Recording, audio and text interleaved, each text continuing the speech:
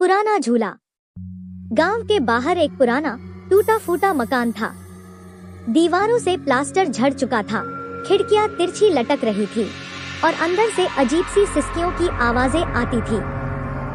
लोग कहते थे वहाँ एक छोटी बच्ची की आत्मा रहती है जो हर शाम झूला झूलते हुए एक लोरी गाती है, एक अधूरी लोरी। राहुल बचपन से ही उस कहानी को सुनता आया था। हर बार डरता था, लेकिन मन में कहीं न कहीं एक सवाल हमेशा रहता, क्या वो सच में है? एक दिन उसने और उसके दोस्त सोहम ने ठान लिया, अब डरकर नहीं जिएंगे। वो मकान देखने चल दिए। शाम ढल चुकी थी। नीला आसमान धीरे धीरे स्याह हो रहा था। पेड़ों की शाखाएं हवा में कराह रही थी। हर कदम पर जमीन जैसे चुपचाप कुछ कह रही हो।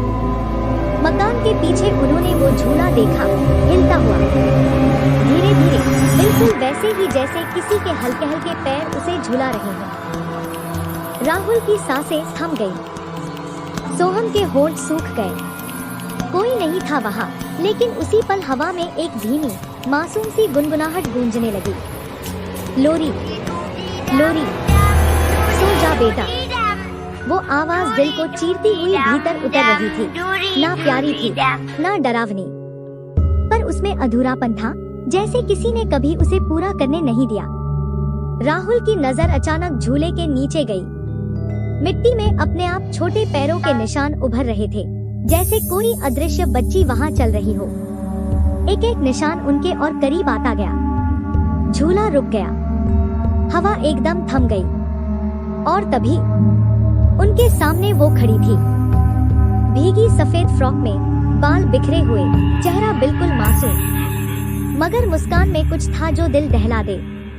और उसकी आंखों से खून की मोटी बूंदें टपक रही थी।